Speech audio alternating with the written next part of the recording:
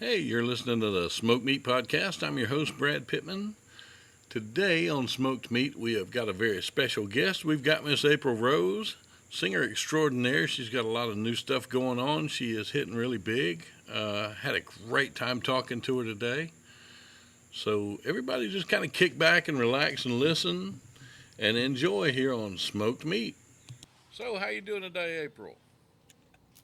I'm doing fabulously. How are you doing today? If I were any better, I would be twins. Oh, wow. Oh yeah. I Oh like yeah. that one. Yep. I like that one. Very good. Yep. So where you at? What town you in? I I am in a little suburb outside of Harrisburg, Pennsylvania, Okay. Okay. Central PA, which I moved here a little over a year ago. I'm natively a New Yorker. Hmm. Okay. Well, What cool. about you? I am just south of Atlanta in a little town called Griffin.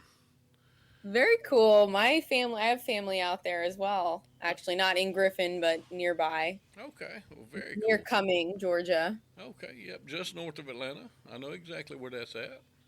Oh yeah, I was just there in I think April for the first time, and it's lovely. Well, I've been to Georgia and Atlanta for shows and stuff quite a bit, but to visit them, I was just there for Yeah. the first time in about April. Oh, cool. Very cool. Hmm. Well, hope you come back, and you got to come back and do shows.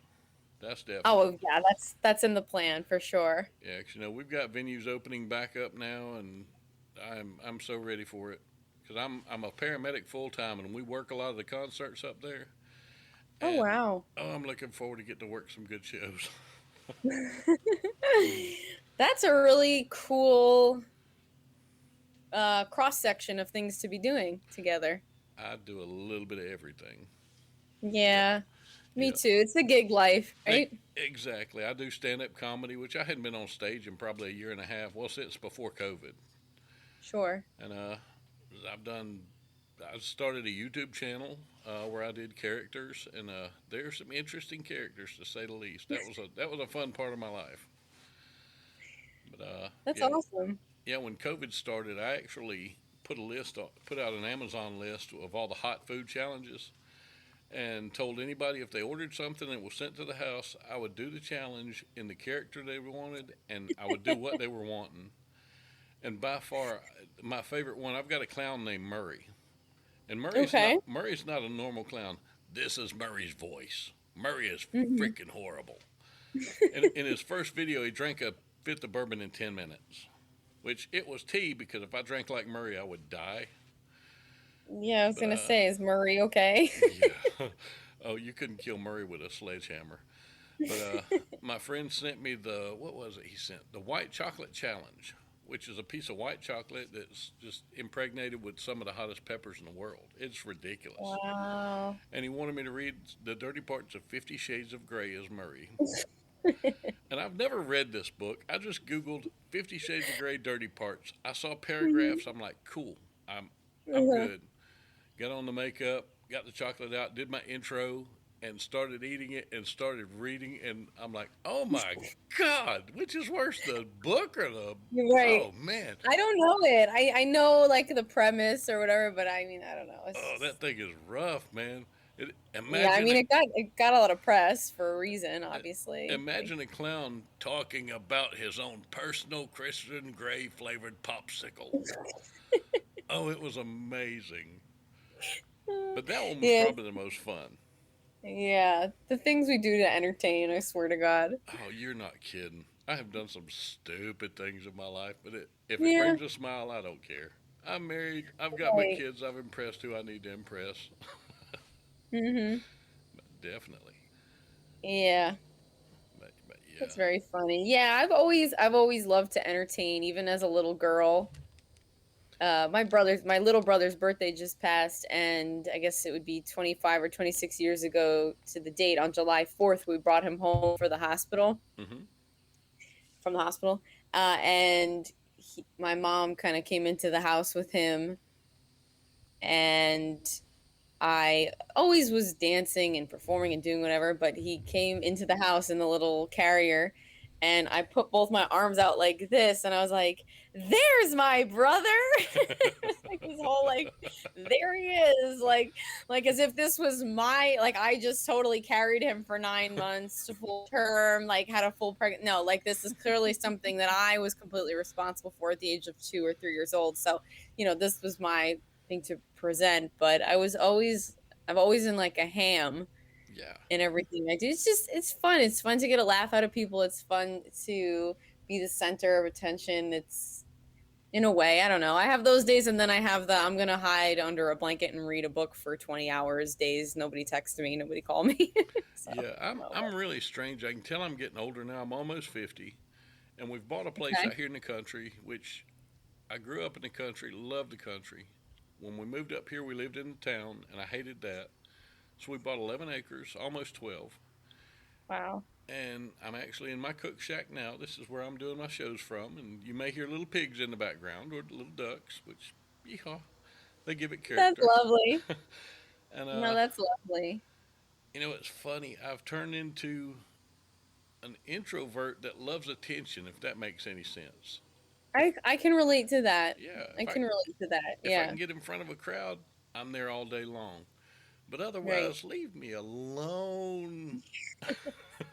Well, honestly, I believe that performers, entertainers, extroverts, whoever, Mm, anybody that has a job that they're passionate about or like put a lot into, I think you really that time to recharge is extremely valuable. yeah, So to recharge your batteries and to sort of so however you tend to do that, I mean maybe that's introvert and extrovert seems to be very polarizing. It's like you're either one or the other. I really feel like there's obviously such a spectrum, but I truly believe the way that, at least myself, and it seems like you, it's like you're an extrovert who also tends to sort of escape from time to time. It's probably just how you recharge your batteries to get back out there and do your thing. yeah. And that's that. This You show know? is how I'm recharging mine.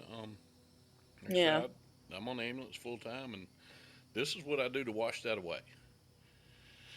I don't monetize it, which I probably could, and probably a lot of people say I'm stupid for not doing it, but I mean, it'd turn it into a job, and it wouldn't be Yes. the same. I have fun doing it, and I love doing this. I've met so many great people doing this show, and have had so many neat opportunities just because of it. And I don't want to Right. mess that up. I don't want to take away the purity of it, if that makes any sense. I Sure. sound Of artistic now. course. Of course. Well, I kind of just recently made that mistake. I'll try to keep this as short as I can. Because my whole life I've been singing and performing and all that. And then by 2018, I was doing it full time. So whereas I was going to school and, singing was sort of a hobby or more of my side thing, it now became my full-time thing.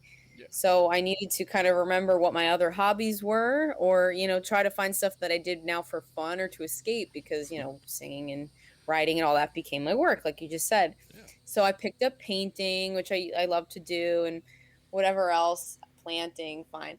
But I have a Etsy account now where I sell art on. So now I paint and draw and it's like a side hustle, I guess, but now I every time I draw or paint it's because I got a commission and I'm like, "Oh god, you did it again." Like Yeah. it's just so I'm literally trying to pick up things now that I can't make money off of. Like I just bought a Sudoku book on Amazon. Like get away. Don't do things that like I because I love to crochet. No, you can potentially make some people make Mhm. bank on crocheting. Oh yeah, big Can't time. touch it. So I'm really trying to find ways to recharge that isn't like crazy stimulating or that I can turn into some sort of income stream. It's so silly, but I love creating, so it's just hard. That's what I naturally go to, but once you kind of figure out, what you like to do and how you can actually make a buck off of it, that's great. Yeah. But you should do it the way that you like to do it. Whether people think you're stupid for not monetizing it or not, you do it in due time. Things will Yeah. happen the way that they're supposed to, and as long as you're enjoying it and you're getting what you want out of it, that's all. That's all it That's should be, and that's all you should be doing it for. So that's up to that's you. So you run the show, right? So yeah. you're in charge. Yeah, I'm it. I set everything up. I don't. Only thing somebody helps me with is Eileen and Jimmy, help me with guests, and they're just, oh, I love them so much. They're so phenomenal. They're amazing. Yeah, Yeah, they're amazing people. yeah, they are great. But everything else is on me. I edit. All of it's me. When I started this thing, I went to my home club in Augusta, Joe's Underground, and I was talking to the owner, and I said, I'm thinking about starting a podcast. And he said, what do you need? I got it. Okay, and I made a list of the equipment I needed. It was about $400 worth of stuff at the time, Sure. and he ordered it for me. And he's been on his. I've promoted them on almost every podcast I've done because of that. He believed in me when I didn't believe in me. Sure. And another one, a friend of mine of 40 years, I wanted a new recorder, and it was like $200. And I'm notoriously cheap, and I just mentioned it to him, and he ordered it for me. So I did some stuff for him. And the only other sponsor I've had was a candle company out of California called 4 Points Trading Company. And Very cool. I was with my wife, and we were out just looking at a little antique consignment shop she goes to, and they had these candles that smell like fresh cut grass, motor oil, bourbon, man candles.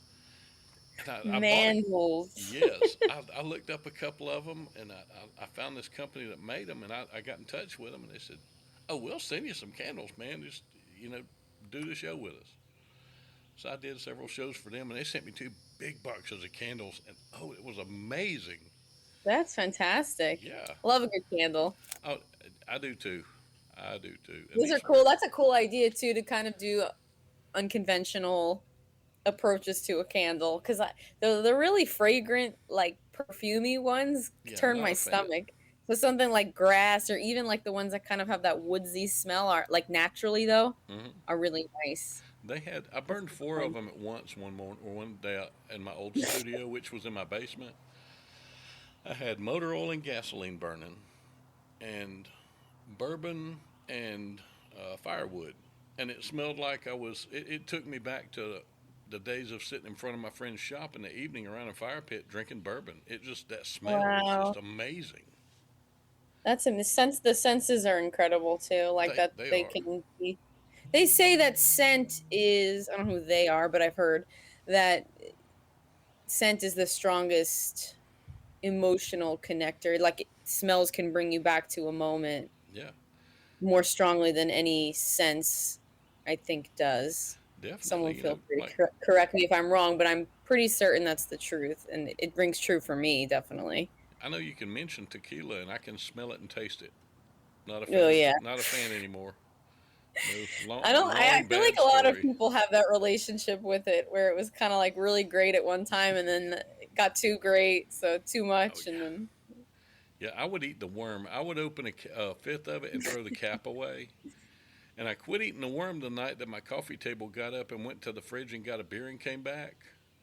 I never ate the worm after that. I won't tell you why I quit drinking tequila. It was just bad. It was a bad night. that's no good. Yeah, no, it's no Yeah, good. Yeah, I don't drink or yeah, anything. yeah. Haven't for a bit now. I've I calmed just down a I lot don't with I old age. genuinely don't have the time or the physical strength Hmm. or the energy to spare to do it. It's after, for me, after a certain point, it I love indulging Hmm. in it and relaxing. Yeah, What it always would kind of come down to the day after, or depending on that my health, or if I wanted to go for a run or something the next morning, I'm like, I can't, like, this is not worth it. So yeah, yeah. Well, now I've calmed down a whole lot because I'm a lot older and a lot smarter, and I don't like hangovers. Is yeah, I'll get a little bit of good bourbon. I won't drink cheap bourbon. I drink really good stuff, and a good cigar once in a while. And sure. that's kind of my thing. But whew, yeah, my younger days, I made up for it. My liver would. I think Rodney Carrington said it best. My liver woke up next to me crying on the pillow. So, yeah, yeah, Yeah, I've been there. Like, I've been there. yep. I started traveling with music when I was, I think, 19, 20, and then by the time you're 21, nobody checks what's in your bag. Like, Yeah, it's just like, yeah, I know which bottle I brought with me for each thing. It was yeah, just like, oh, gin on this one. Oh, yeah, yep. 2 weeks. Oh, I'll take this. Like, whatever. There you So go. silly, but there's like a cool like I feel like for me, I was always in rock bands, so I feel like that very heavily was a part of a culture Oh yeah. longer ago, and part of me idolized that and thought that was cool, but to survive at the pace that most of the world goes today and expects you to go, Yeah. and to be autonomous and independent as an artist and as a female artist, for me to continually, you know, protect myself and keep vigilant, Hmm. it just didn't seem like a good thing to keep throwing into the mix. But I did. I Yeah. had so much fun, like with my friends and my bandmates. Oh yeah. Everybody I always liked those asks. too for a little bit. Yeah. Everybody always asks if you could go back and change one thing, what would you? I wouldn't change anything. I've done a lot of things that I should regret, but I've never done anything that I do regret. Because Yeah, everything has put me right here, right now. right.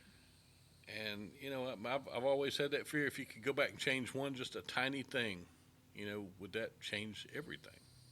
And I believe it Yeah, no, would.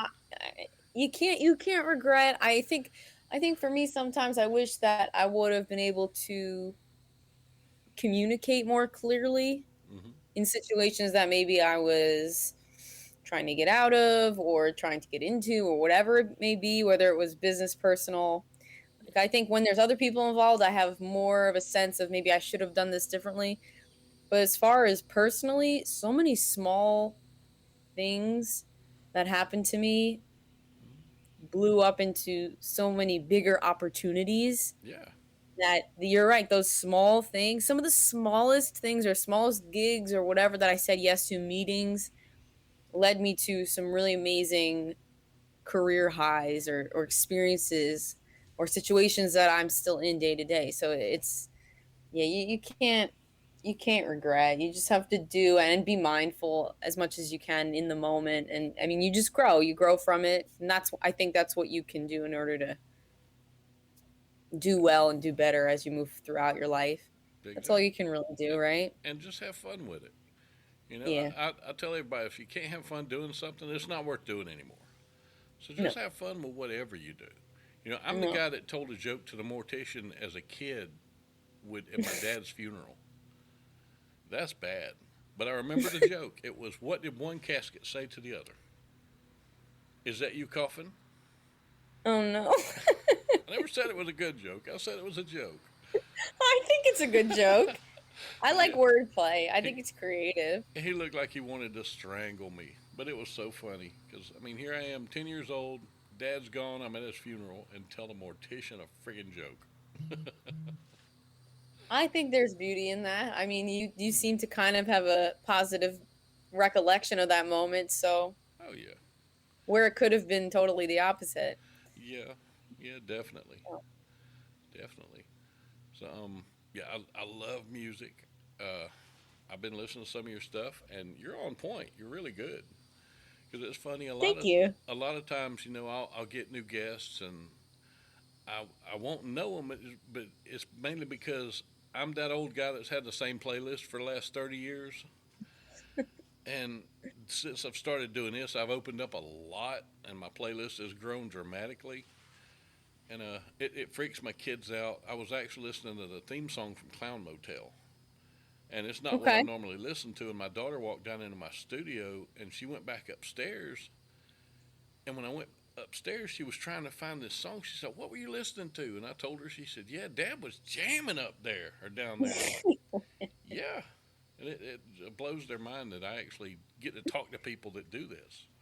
That's amazing. Yeah, and it's hilarious because they don't see that side of me a lot. They see the side of Dad that when we're in the car going somewhere, they hear Dad music, and Sure. then all of a sudden here I am. Now I can play these songs, and I'm like, you know, they've grown up with Phil Collins and serious hits. They'll come on, and I'll be like, "That's my friend playing bass." They're like, "What?" I'm like, "Yeah, that's Leland Sklar. I know him. I talk to him regularly." And Yeah, they think it's a that is cool so feeling. cool. Yeah, it's a cool feeling to feel in the mix, and honestly, it's fun. You say like dad music, but I mean, when I was growing up, my parents definitely were listening to their music, and I didn't hate it. I definitely didn't resonate with me at the time. Obviously, it's, I'm saying when I'm 6, 7 years old. Yeah. But as I've grown up, sorry, elbowed my computer there. As I've grown up, yeah, right, it happens. As I've grown up, the music that they introduced me to at that young age has now become nostalgic to me, and I've been able to get into it and even meet and work with people that sort of are connected to those worlds, and it's just wild. Yeah. It's wild, and the music sort of, so they might think it's dad music now, but in however many years they might be like, dad music. Exactly.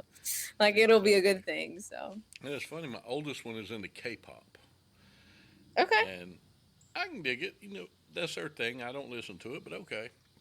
But I Yeah. love messing with it because I don't know what the thing is now. They're taking pictures and hanging them up like little card-sized pictures. And I'll call them her baseball cards, and that pisses her off so bad. It's like they're not baseball cards.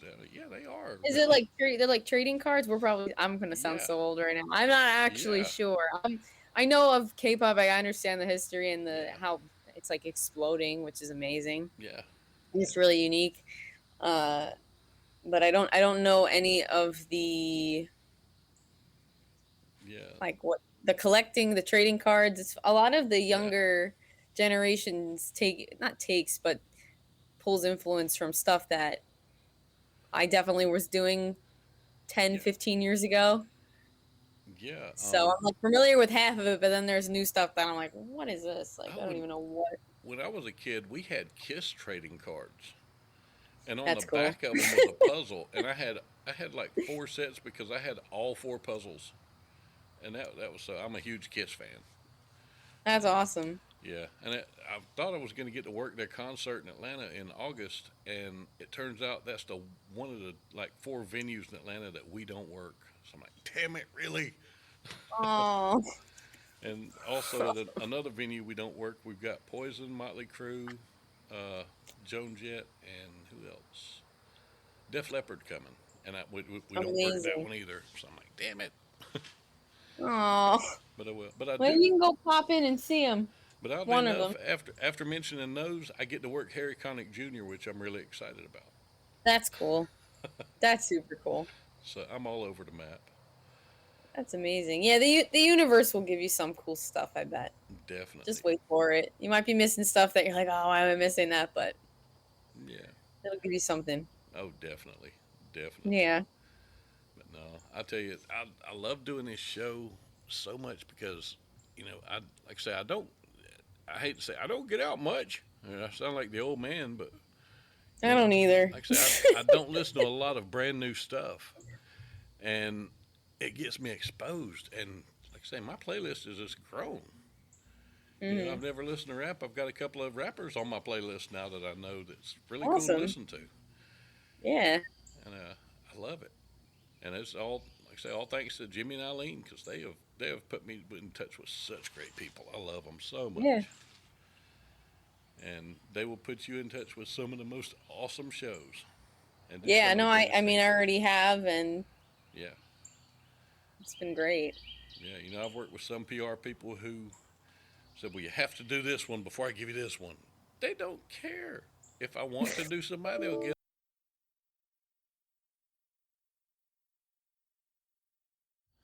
Where did Brad there go? we go. Okay, Oh. yeah, I shut down for a second. What the hell? It's okay. Ooh. I can hear you. Okay, well, we're going to have to wrap up because I've got like 5% on my battery. What the hell? Lovely, lovely. Okay, let me see if I can turn my mic on there, or my computer. Crap. There we go.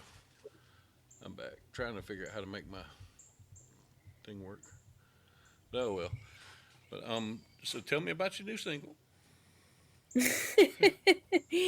Wrote a song 2 years ago called "Do You" with a question mark. Mm-hmm. It's coming out July 20th through Soho Records, AWOL, and Sony. I wrote it by myself in my apartment, and then I produced it with my 2 most favorite people in the entire world, Jacob Adam Kulik, who leads Project Kulik, Kulick, and my buddy Kevin Iserman. who I've been in bands with since I was about 18 years old. That's about 10 years. So that's coming out July 20th. Finally, I'm very excited. It's kicking off my solo music debut. And there's a music video that accompanies it that will be coming out shortly after. We'll be setting the date soon as well. And yeah, I'm really excited about it. I feel like the song is the most me song that I've put out, and I pretty much wrote it was a love song that sort of turned into me talking about how I've mastered the art of deflection and how I kind of just let people operate around me, and if they need me, you know, I'm here. But otherwise, you keep doing you. But I don't know if you see me, but I Oh yeah. definitely see you, and I support you. I love you, and yeah. So the story's really in the song, but I'm very happy about it. I'm very happy with it. Oh, very cool. Well, April, I tell you, it's been enjoying. You're welcome on here anytime. I hate to cut this one short, man. This battery's killing me. It was 100% 20 minutes ago. Oh, it's okay. But you're welcome on here anytime. Eileen will give you my number. All you got to do is call, say, hey, I want to be on the show. And it takes me 5 minutes to set up and get ready to rumble. Awesome. Sounds great. Well, I look forward to that, and we'll talk soon. Outstanding. You take care, my dear. Okay, you too. Bye bye. Bye.